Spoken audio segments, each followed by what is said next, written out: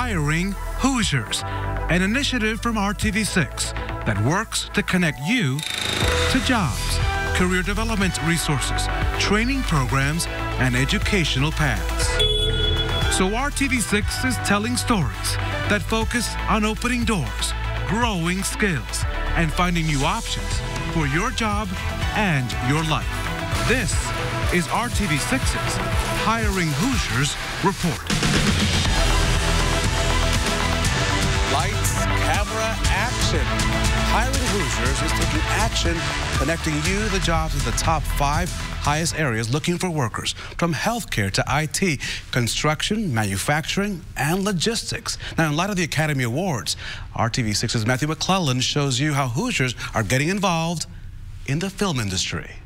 There are so many opportunities here. Sarah is working to launch an acting career. She started last year. I've been involved in several short films, a couple commercials. We meet at an Indianapolis bakery where members of Indiana Filmmakers Network are planning what's next. Is it for professionals? Is it for people just starting? And it really is across the board. Writers, actors, directors, they're all here. The organization has 8 hubs across the state, including Indy, Noblesville, and Bloomington. It's really helped me connect with so many actors and producers and crew members that has helped bring my vision to life. Demetrius Witherspoon, writer and director behind the sci-fi series Submerge. We just finished Submerge Blue Star using actors from Shameless and different actors locally that have been on Empire. Throughout the year, IFN holds job readiness events. There's workshops around here that help teach you that. Helping members make connections. Those resources, those availabilities are here. Honing their talent and building new skills. I helped my friend with his first short film. So I was a PA, the casting director, boom operator, script supervisor. There's a small annual fee to be a member, but every meeting is free. Organizers say no matter how big your dreams. It's like, I want to be Stranger Things. I want to do this and work for Netflix, but how are you going to get there? Even the guys who did that, it took a long time for them to get there. The most important thing, just get started. Do you one day see yourself on that Oscars stage accepting an award? I do.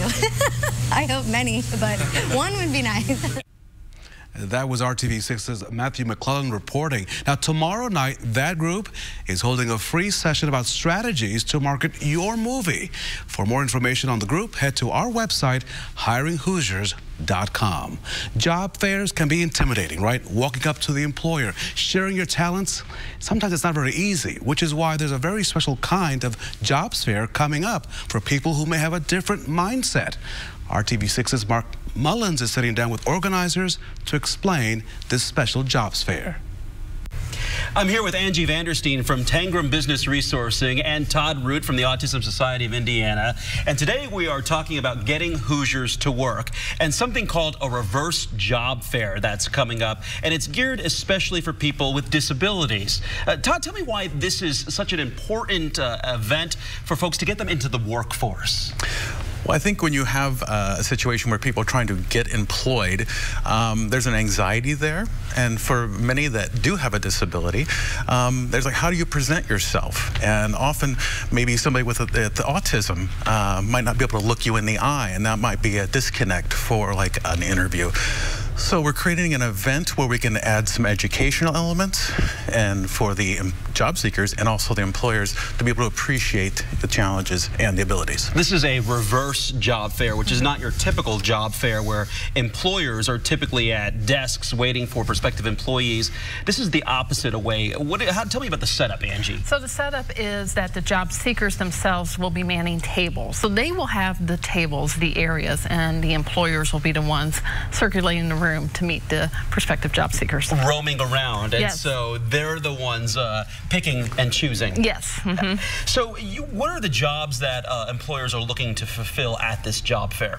Well, there's a variety that we've talked to employers about. We have quite a few candidates who are looking to get into jobs in the IT field. We also have some with accounting, finance backgrounds. A lot of them go right along with the jobs that the governor have said are in the top priority for the state over the next few years. So good wide variety of positions. Todd, how many people are signed up so far to be part of the reverse job fair?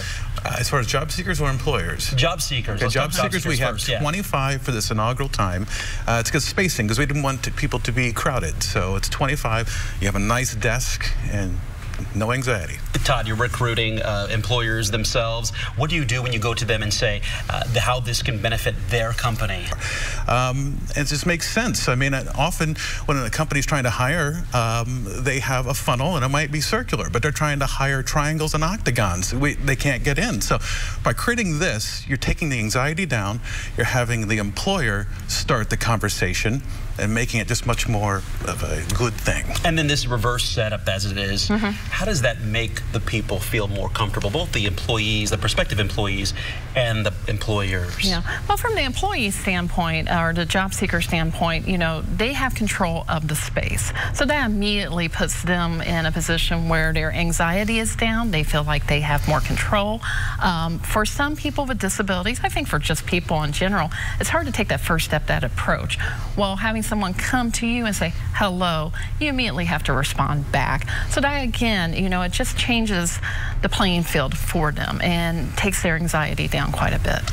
And how do you, let's say this is successful, and we're hoping that it is, do you bring back the workers who got their first job at the reverse job fair next year and convey to employers what a benefit it is? That would be a great element in the training piece of it there. As part of the training, it's like, this is my success story. This is my narrative. See what was done for me. So go across and meet them. It makes sense. Yeah. Todd, tell us when it is, everything we need to know, the logistics of it. Sure. Well, it's Wednesday, March 6th at Eskenazi Health, and it's from 3 to 5, although our training sessions start at 2, so you're in for about 45 minutes and you'll walk across right into the job fair. Second session starts, and then you can go into the job fair. We are hoping everyone from there leaves with a job that day. Yes. Angie and Todd, thank you so much for being here with us. Thank you for having us. All right, good luck. Raphael, back to you. Mark, Angie, and Todd, thank you so much. We look forward to seeing what develops. You're watching the Hiring Hoosiers Report only on RTV6. If you don't call, you don't save. When you think of spring, you may be thinking of getting out and working in your garden. I am thinking a whole lot about spring, but I'll digress. That's why Home Depot is getting ready for its busiest selling season with hiring events. The company says it wants to hire 450 people in the Indianapolis area. So this Wednesday, Home Depot is hosting those hiring fairs at several spots across the city from 9 a.m. to 7 p.m. The company says your best bet is to apply first. Now, we've put a link for you to apply at our website, hiringhoosiers.com. Tomorrow on Hiring Hoosiers, as we continue with our programs, of course, how to look your best when it comes to that job interview. How St. Vincent Hospital is opening up its closet doors to help young men and adult men land that job with that interview. That's tomorrow on Good Morning Indiana, beginning at 6 a.m. And of course, your nightly Hiring Hoosiers report right here on the news at 7. Kevin.